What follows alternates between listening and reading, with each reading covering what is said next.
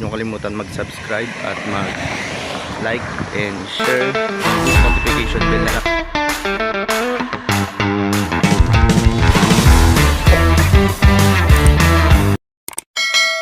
Hello guys, magandang umaga. Welcome back sa aking YouTube channel. So ngayon may kwento ko sa inyo. Itong nakakalungkot at para talagang hindi ko matanggap yung kwento niya, parang masakit sa kalooban. Talagang mararamdaman mo yung kwento ng isang humihingi ng tulong na PWD. So ganito kasi yan guys. Nung nakaraan kasi nagpunta ako dito sa may Encanto Falls, dito sa may Bicol, sa lugar ng Libmanan. Doon kami sasaya kami. So sa hindi inaasahan, merong lumapit na isang vendor ng ice candy na ang itinitinda niya ang flavor nun is buko salad, pero ice candy siya. Napansin ko doon, kailangan namin na simpleng tao na, normal na tao lang. Pero nung nakikipag-usap na siya sa amin, yan. So napansin namin na parang mayroong diferensya sa katawan niya. Alam namin na stroke. So, ang binanggit niya sa amin na aksidente daw siya sa motor. Na-aksidente daw siya sa motor. At pagkatapos noon, na-hospital siya ng 3 buwan at nakomatos siya. Nakomatos siya ng 3 buwan. Guys? And then, katapos noon, so, pinakita niya sa akin yung ulo niya. Dito, pinakahawak niya sa akin. So, biak na yung niya, yung bungo niya rito. So, wala na yung kalahati ng niya rito, pag ganyan. Wala na. Pinakapa niya sa akin yun. Kasi sabi niya,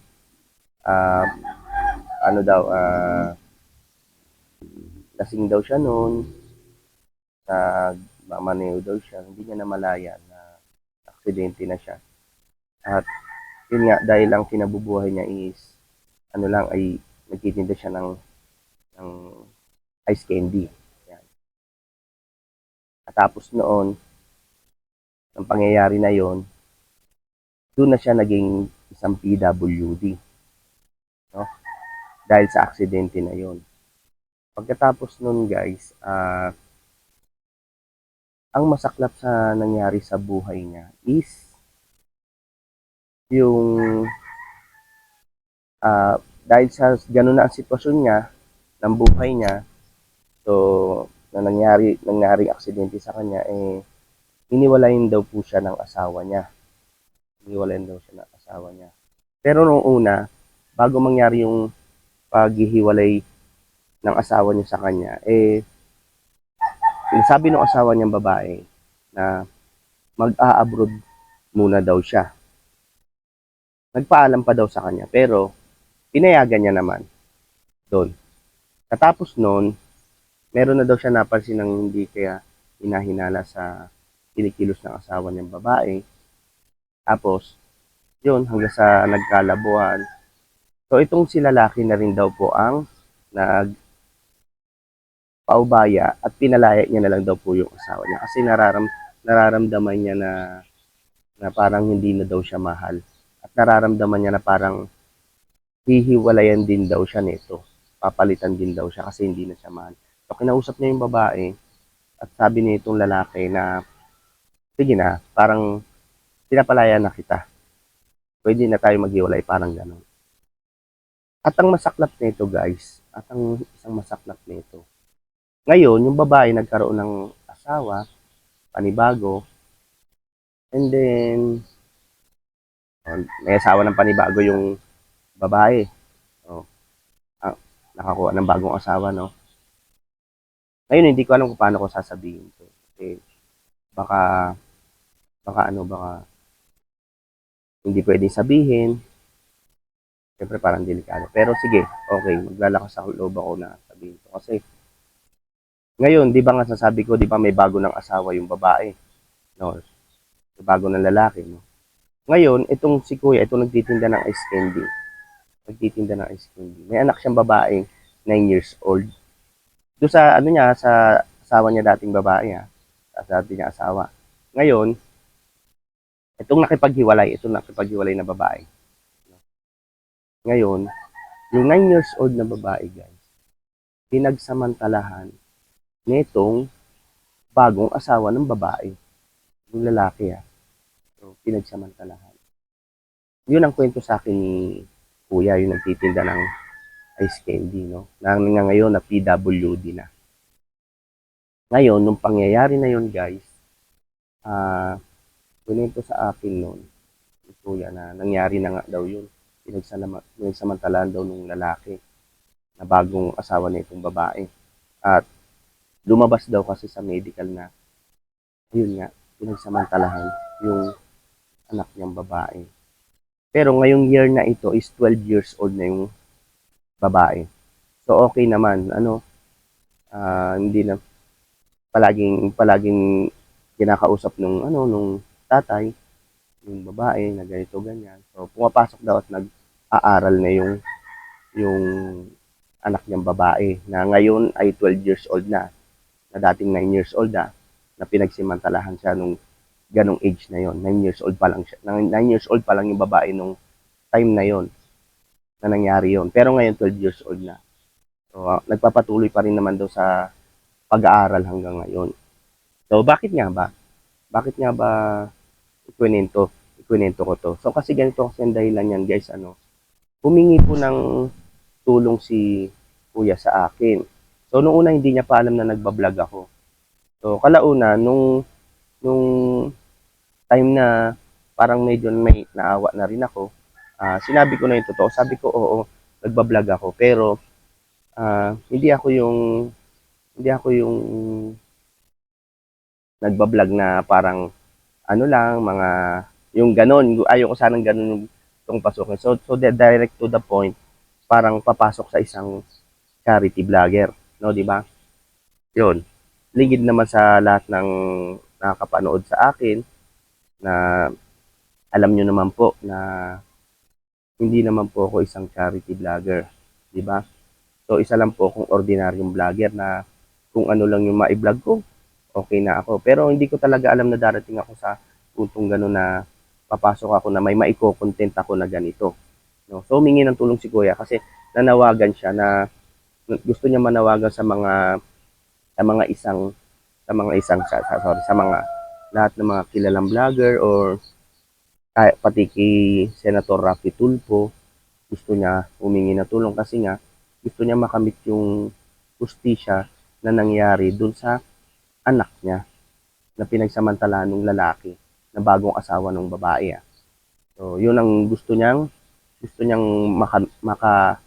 makuha man lang.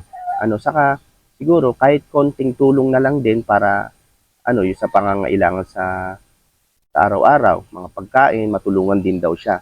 Kasi nga isang hamak lamang daw siya na vendor. Hindi nung time na yon, yan, okay na, binibidyoan ko na siya, okay na. Kung ano naman siya siyempre, mahirap na nagpaalam ako sa kanya. Yun, ganon. Pagtapos nun, guys, yun ang nangyari. At isa pang masaklap, guys, isa pang masaklap na nangyari sa kanya. So, di nang nangyari sa kanya pala yan na yan, aksidente na yan, sabi niya nga, naging PWD na daw siya. Ito pa ang pinakamalala. Yung pinento niya sa akin na blinag din daw siya, blinag. Ikinontent daw siya ng isang kilalang vlogger din dito sa Bicol, Pero ang sabi niya, mayabang daw.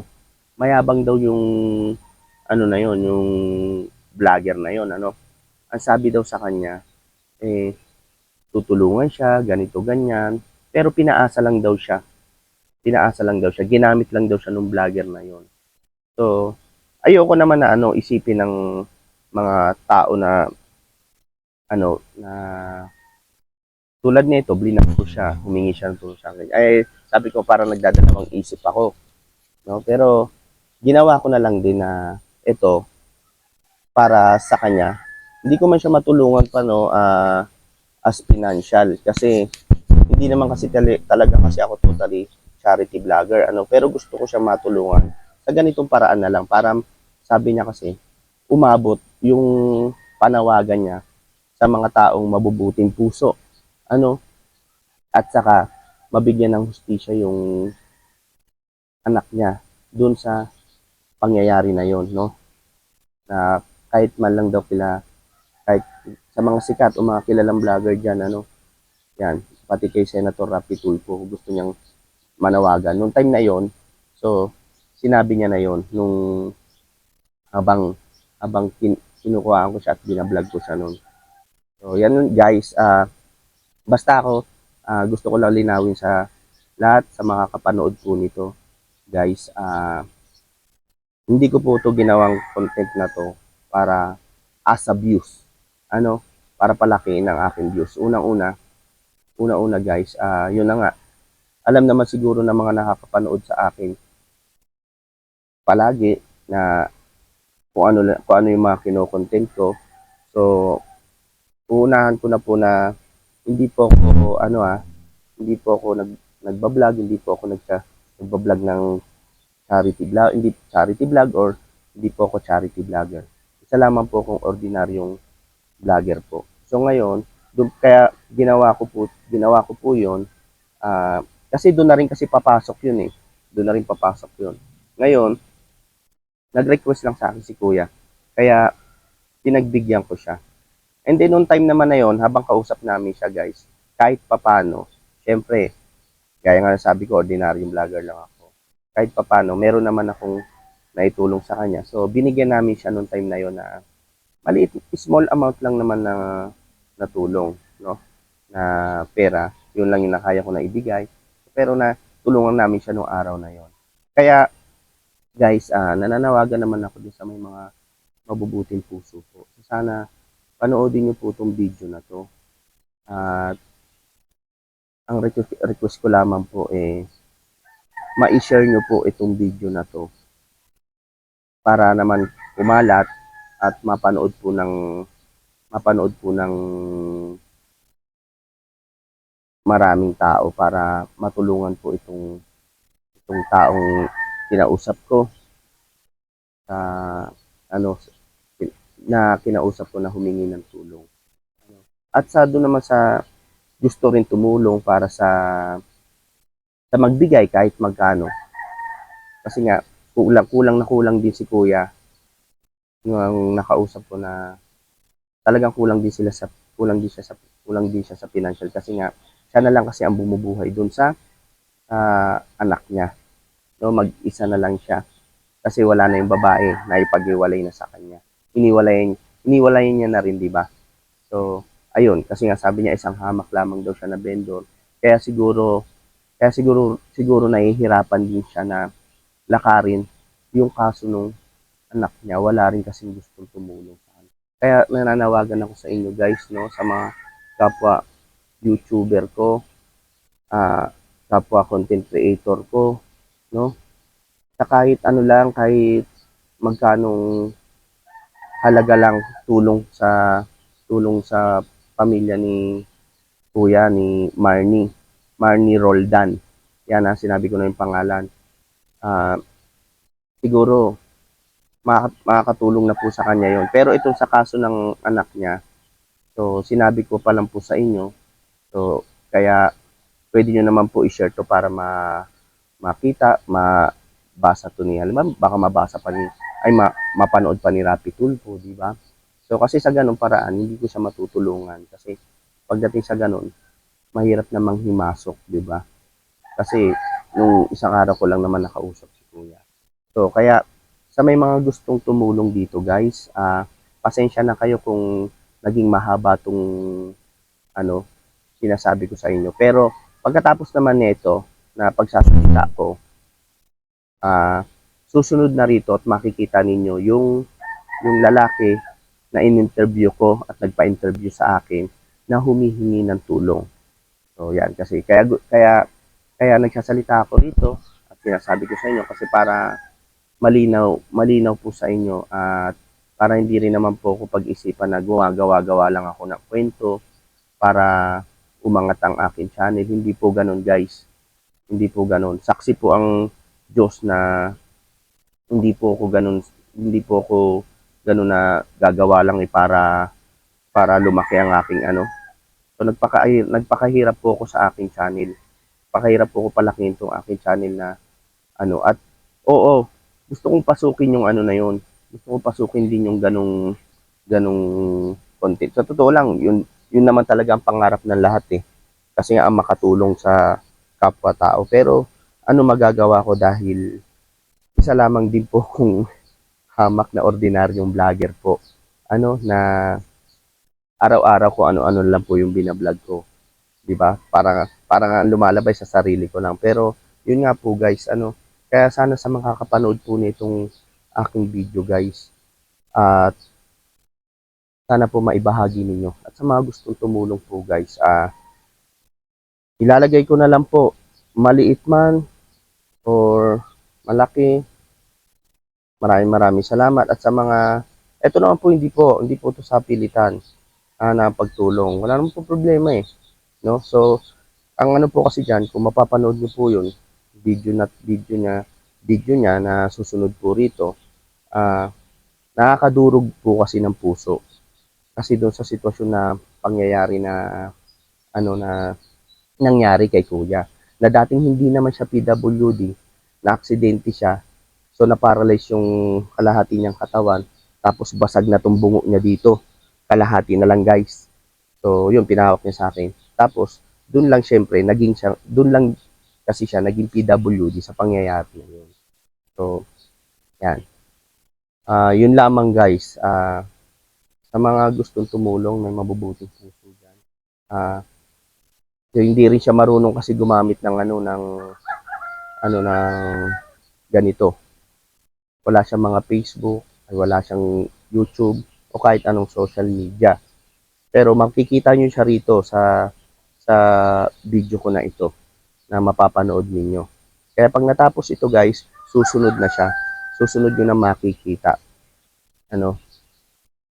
Kaya guys, so ilalagay ko na lang po yung Gcash ko sa comment section sa mga gustong magpaano, mag-send or kahit ano pa yan. O kaya naman kahit anong tulong na lang, ibahagi ninyo basta kung ano man yan, walang problema. Kasi si Kuya na nakausap ko, dito lang naman kasi yan sa part ng Bicol, sa pinunta namin dyan sa Libmanan. So madali lang siya makita, madali lang din siya matagpuan. So huwag kayong mag-alala. Yan, kung ano man yung tinulong ninyo, ay makakaabot yan kay Kuya Marnie. Ano, hindi mangyayari yung unang sinabi ko sa inyo na inano siya ng isang vlogger, pero lang siya sa madaling salita, pinagkitaan lang siya, pinagpirahan lang siya. Ano, kasi lumaki yung views nung unang isang unang vlogger na sa kanya, talagang tumulong sa kanya. Yun, yung vlogger na yun, nilapitan siya. Nilapitan talaga siya kasi kilala siya eh. Nakita yung sitwasyon niya. Kasi yung sa akin naman, yung part ko naman na yun, nangyari yun na nagkausap kami ni Kuya Marnie. Si Kuya Marnie ang lumapit doon kasi nga nagtitinda siya, vendor siya. So kami, bisita kami doon sa isang resort na yon. Nasa cottage kami. So lumapit siya, nagbenta siya. Doon nagsimula yon. So kaya yun, ang gusto kong linawin din sa inyo.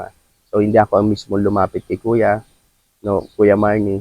Kumbaga, lang, parang aksidenteng nagkausap kami yon sa araw na yon. So makikita nyo naman dito, ito, malapit na, isusunod ko na rito sa video na. Tatapusin ko na po itong paliwanag ko sa inyo para mapanood nyo na po si Kuya Marnie.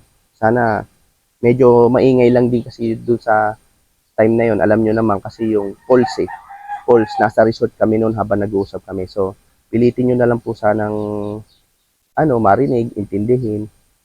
eh, gawa ng mga araw na yon kasi maingay yung tubig eh. Yun lamang guys.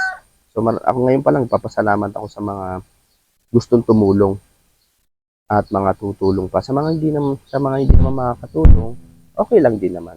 So hindi naman pinipilit po dito eh. Wala naman din sa pilitan. So ito lang naman eh, nag-request lang naman sa akin si Kuya Marnie Roldan na baka pwede ko daw siyang i-vlog i-content. Kung pwede nga lang guys, no? Sana mapanood to ng mga malalaking charity vlogger. Ito sinasabi ko. So kung paano pwede nga lang, pwede ko siya ipasa doon. Ano?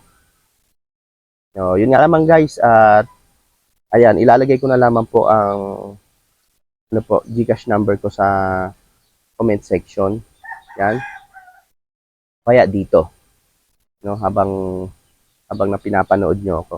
So ayan guys, panoodin niyo at susunod na po rito ang pag-i-interview ko kay Kuya Marnie para mapanood niyo. So ayan guys, dyan stay lang kayo at ayan na, susunod na po. So yan guys, welcome back again sa aking YouTube channel. Ako nga pala si Kabarkada TV. Kasama ko nga pala dito ang ating kaibigan. Siya nga pala si... Yan, makilala ka. Ako po pala si Marnie Roldan. So, yan. So, nga pala guys, ito yung gusto kong sabihin sa inyo at kwento sa inyo. So, nananawagan siya sa lahat ng mga kilalang vlogger na sana matulungan siya. So, kasi ako guys, ako muna magsasabi sa inyo. So, ako nagsisimula pa lang ako. So, ngayon ginamit ko itong content na to, way na to para mapanood ninyo at makita ninyo kung ano man yung sasabihin niya na para makarating sa inyo. So, ayan. Sige, magkano makasabi niya. Ako po pala si Marnie Roldan. Taga Lidmanan, Camarines Sur po ako. Nananawagan po ako na sana po makita po niyo itong aking video. Na sana po matulungan po niyo ako. Kasi yung pong asawa ko, nag-abroad po siya sa Abu Dhabi po. Pagkatapos po ng mga 3 years po, nag-abroad siya. 2 beses na po siya nagpadala sa akin ng pera. Una pong padala niya sa akin, 6,000. Pangalawa po, 13,000. Simula po noon, hindi na siya sa akin papadala kasi nagpapadala na po siya sa kanyang lalaki, yung pinalit ko sa akin. Tapos po, yung pinalit ko sa akin na lalaki, nagalit po pala siya. Kasi po siya po akong PWD na wala na po akong iskal dito sa ulo. Ito na lang po, ito pang ko sa kesya. Ang anak buhay ko naman po ito. Ito na po ng ito po, buko salad. So, yan po ang tinitinda niya guys.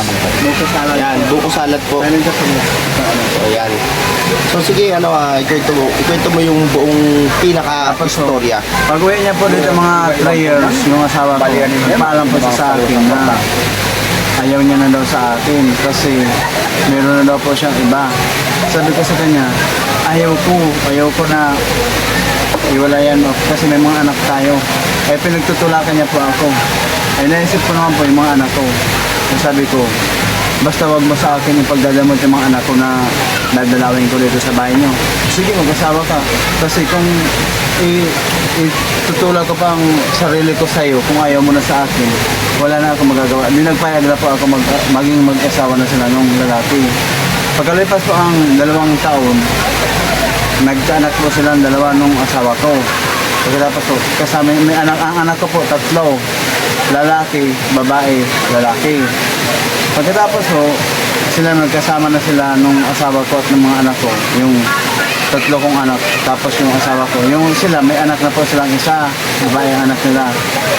Yung po palang lalaki, kasama si anak ko dun sa bahay ng asawa ko sa Ragay kasi nandito siya sa Bicol sa Lidmanan. Gagawa niya po pala ng nang masama yung anak ko. 9 na taon pa lang po yung anak ko. Totoo po itong sabi ko ito, hindi po ito sinungaling. Kahit po pumunta kayo dito sa aming barangay, dito sa Udok, Lidmanan po. Barangay Udok Lingmanan ako. Barangay Udok Lingmanan. Sitio Mambongleo po ako. Sa Udok po. Totoo po yung pagkasabi ko yun. Nasa akin po yung medical, kansi anak ko po, medicalization po ng anak ko. Na totoo pong binasa siya. Kaya hindi po ako nagsisinungaling. So yan guys, ang sinasabi niya po, yung nung hindi pa po nangyayari sa kanya yan, yung ganyang sitwasyon niya, nagsasama po pa rin sila nung dati niyang asawa. So buhat nung mangyari sa kanya yan, parang doon na lang nangyari na bigla kang iniwan. And then yun nga po ang pinakamasakit, yung nangyari dun sa anak niya. Tapos po, sabi ko sa kanya, sige, payag na ako. Kung ayaw mo na sa akin, sige, hindi na ako maghabol sa'yo kasi ayaw mo na sa akin. Wala na ako magagawa. Kahit itulak ko ang sarili ko sa'yo, kung ayaw mo na sa akin, wala na ako magagawa. Nagkaanak po sila ng isang anak, yung babae yung anak nilang dalawa. Tapos, yung January 21, 2024 po ito nangyari. 2024, ito po nangyari. Yung asawa ko po may bayaw. Birthday ng bayaw ng asawa ko. 50 plus na po yung bayaw ng asawa ko. Nagpunta po doon sila sa Bicol, dito po sa Barangay Bicol. Tapos sabi nung asawa ko doon sa anak namin na pangalawa, yung babae kong anak, umuwi ka na doon kay lola mo, magkuha ka na ng ulam doon sa loob sa may kusina. Ang sabi naman po nung asawa ng asawa ko, yung pinalit ko sa akin, Jin po ang pangalan ng anak ko, Merne Jin ang pangalan ko ng anak ko, yung pangalawa, yung ginagay. Nak, mag-uwi ka na sa Ragay, magkuha ka ng ulam, dadalhin mo kay lola mo. Oh. So lumabas talaga sa medical legal na talagang Opo. na ginahasa siya nung lalaki. Kahit pumunta. So may katibayan ka talaga. Meron po. So yan guys merong katibayan si Sir. Hindi siya nagsisinungaling sa inyo. Talagang meron. Yan, talaga naman gusto rin talaga natin malaman para hindi tayo magkamali. Pero si Sir na mismo ang nagsabi na talagang totoo at meron siyang pinangahawakang ebidensya. Yan. Nasa akin po yung sampang kaso at medicalization ng anak ko. So hanggang ngayon yung lalaki hindi pa rin nakikita. Magkatatlong taon na po, hindi pa po nahuhuli yung lalaki. Kasi po, hamak lang po akong paratinda ng buko salad. Wala po akong ganito. Kaya sa tulong po ninyo, sana po matulungan po inyo kung sino pa panood ng video pong ito, ng video na kuya sa akin. Sana po matulungan po ninyo ako. Kaya maraming salamat po pag natulungan po ninyo ko. Malaking utang na loob po sa inyo kung matulungan po ninyo, lalong lala po kay kuya. Salamat po maray. Sige po. So, yan guys, so siguro narinig po ninyo yung kwento ni Marnie about sa pangyayari sa buhay niya, So, kung tayo man siguro lalagay sa sitwasyon niya talagang hindi katanggap-tanggap yun, So, hindi ko lang alam kung alam ni Kuya yung anong may tanda mo ba kung anong pangalan ng lalaki? Pangalan. So, sige, banggitin mo rito. Ang pangalan po ng lalaki naghalay sa anak ko, Marnie Yudanga Baltasar alias Tisoy po. So, medyo magkaparehas kayo ng pangalan. Iba po ang spelling ng pangalan niya. Ang pangalan niya po M matigas, R saka kagkag. Tapos Yudanga Baltasar alias Tisoy po siya. So, anong sa palagay mo na nasa na kaya itong tao to? Kung na-imagine mo, baka nasa Manila na o Nasa po yan. Ang pwede pong tuluyan ng dalawang ito, yung asawa ko at ng lalaki. Dito po sa Dae, sa Cam Norte, meron po kasi yung kapatid. Tapos ito naman pong babae, yung asawa ko, sa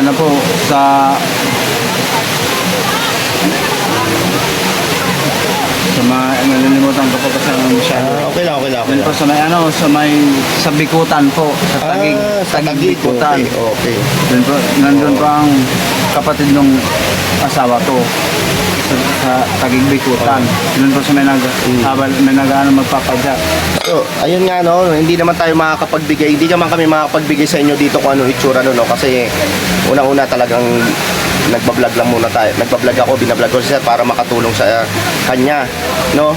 Pero yung, ayun lang, yung pagkakakilanlan sa tao, yung pangalan lang ang kaya niyang ibigay. Pero yung itsura, hindi natin ano, kasi hindi naman tayo investigador mahirap na, no? So, hanggang doon lang muna siguro. Pero, isa pa, nananawagan si Sir sa kanyang mga tulong. Ano, kahit sinong, pwede mong hingan ng tulong na kahit si Sir Rapi Tulfo.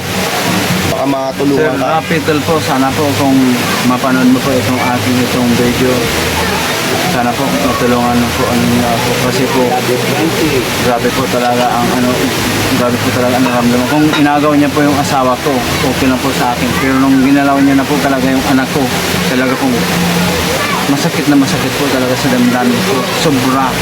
Ganyan po pala talaga ang magulang. Pag di bali po yung asawa yung inagaw sa iyo.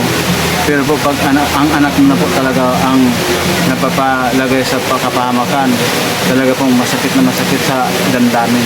Sana po matulungan mo po ako, Sir Erwin Tulfo. Salamat. Rapi Tulfo. Rapi Tulfo. Salamat po. So, yun nga, no, guys, kahit yung hustisya na lang ang makuha ni Sir doon sa anak niya na dating 9 years old na ngayon 12 years old na. So, tatanungin ko si Sir kung kamusta naman yung anak niyang babae ngayon. So, kamusta naman yung anak niyang babae ngayon na So, ngayon po, nasa pangangalaga ko na po yung anak kong tatlo. Yung lalaki, yung babae, yung lalaki. So, sinabi ko po doon sa lola at lolo niya, sabi ko wala na po akong pagtitiwalaan na lalaki dun sa anak kong babae, kundi ako na lang po ang pagtitiwalaan kong lalaki sa anak ko. Ngayon po, yung anak kong babae, nagkaklase po siya, grade 7 na po siya ngayon. Ayos-ayos na po siya. Kasi po, araw-araw ko po siya pagsasabihan, nak, huwag mong isipin yung nangyari sa'yo noon. Basta, maglapit ka lang palagi kay Papa God. Hindi tayo papabayaan nun. Hindi ka papabayaan nun. Pero rati ka sa kanya magpipray na sana walang mangyari sa'yo o walang mangyari kay Papa, kay Kuya mo at kay Bunso. Ganyan po ang sinasabi ko. Basta, lapit ka lang sa kanya. Yung ganyan po sinasabi papangako. Pagsasabi ko po palagi sa'yo. Araw, gabi. Ganyan po sinasabi ko sa kanya. Walang mangyayari dito sa pangangalaga sa'yo ni Papa. Pag ako ang kasama mo at yung mga kapatid mo, walang mangyayari sa'yo. Yung nangyari sa'yo nun, bibigyan natin yan ng hostisa pag may nakatulong sa akin na maglutas ng kaso mo. Salamat po pag nalutas po yung kaso ng anak ko. Maraming salamat po sa inyo lahat talaga. Salamatan po marami. Salamat po. So, ayun guys, siguro naman malinaw na malinaw po sa atin at malinaw na malinaw po sa inyo na yung buong kwento na ibinigay ni Marnie, yun lang, maraming salamat sa sana makaabot sa inyong lahat to at lalo na doon sa mga taong binanggit niya. So, yan hanggang dyan lamang po. Dito na lamang po, tatapusin ko na po itong aking video. So, maraming salamat at God bless you po sa inyo lahat. So, thank you po. Kaya mo na pagsalak doon sa mo ba magkasalak yan dyan sa sa bintamo lang. Okay lang. Yan, pang pamilya naman yan. Naku lang yung pasalamat na nakahilingan. Eyo. Na nga nito sa iyo ka, aron ka ba yan? Titinda ka pa. Dapat aron ka yan, dahil ka na nagpapara Ano mo na nito, pare?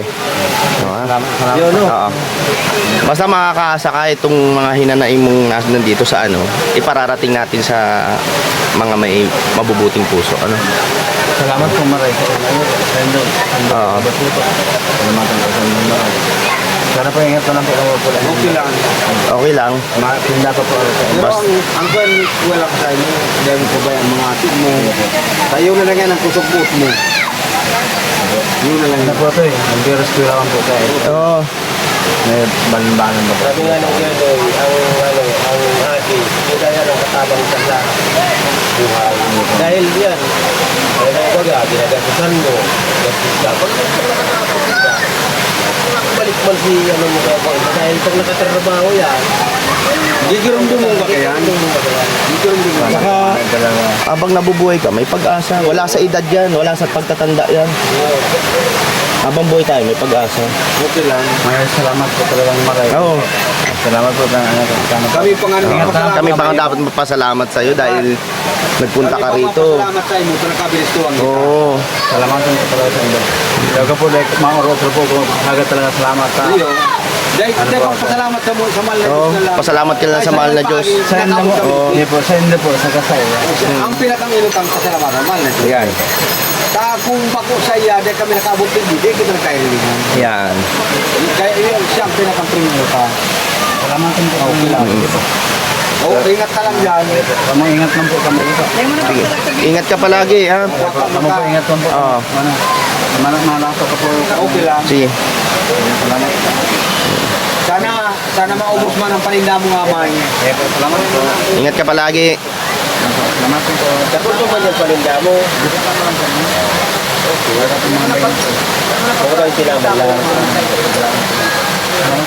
Okay. Salamat ka na. Ingat ka lang dyan.